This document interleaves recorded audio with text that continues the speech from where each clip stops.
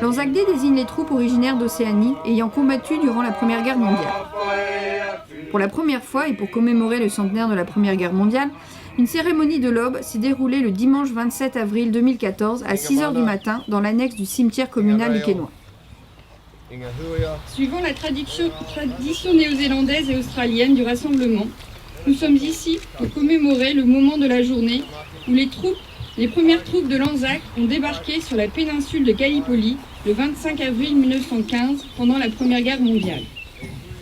Les cérémonies de l'Anzac Day commémorent tous ceux qui ont servi dans les forces armées pour leur pays, en particulier ceux qui ont fait l'ultime sacrifice et ceux qui servent dans les forces armées aujourd'hui. Nous sommes rassemblés en ce jour sur les lieux mêmes où la division néo-zélandaise a livré sa dernière importante bataille en novembre 1918. Nous avons choisi d'organiser notre première cérémonie du centenaire à l'aube ici, dans la présence silencieuse de 48 Néo-Zélandais. Tangiha o tātou e tēnei wā. Haere, haere, haere. Te hanga ora tēnā koutou katoa. Le Quesnoy marque un moment déterminant au sein de l'histoire de la division néo-zélandaise le long du front ouest. Un moment qui a coûté la vie à plus de 12 000 hommes, aussi bien en France qu'en Belgique. Cette cérémonie, organisée par la défense militaire néo-zélandaise, a rassemblé de nombreuses personnalités.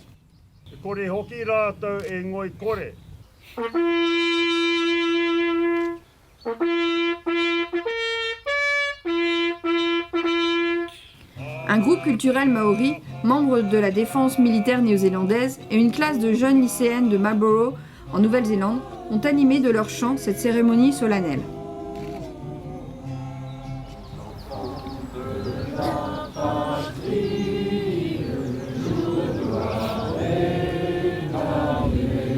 Entendez-nous dans nos campagnes rugir ces féroces soldats.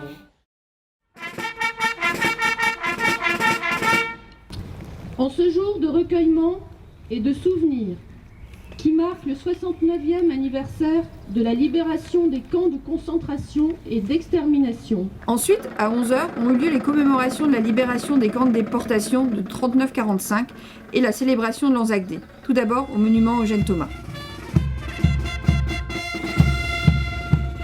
Eugène Thomas, maire du Quesnoy, devenu député, ministre des PTT et secrétaire d'État.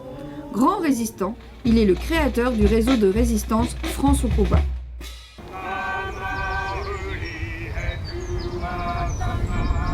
Puis le cortège s'est rendu au mémorial néo-zélandais, inauguré le 15 juillet 1923. Ce bas-relief rend hommage aux soldats de la Rifle Brigade qui ont libéré la ville du Quesnoy le 4 novembre 1918.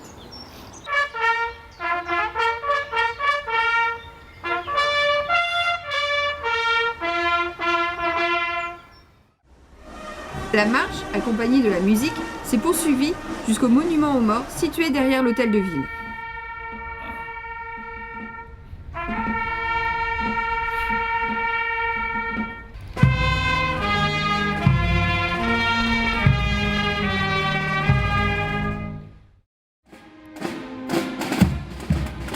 Au nom de l'ensemble des membres de l'association Le Quesnoy Nouvelle-Zélande, je souhaite la bienvenue à tous les Néo-Zélandais présents aujourd'hui. Le Quesnoy est jumelé avec toute la Nouvelle-Zélande. Une fois de plus, nous avons parcouru ensemble, avec une grande émotion, le chemin de mémoire qui traverse le Quesnoy. Nous avons rendu hommage aux soldats venus du bout du monde, il y a un siècle, qui ont donné leur vie pour sauver notre liberté. Pour finir, les participants se sont rendus au salon d'honneur de l'hôtel de ville afin de suivre les discours officiels.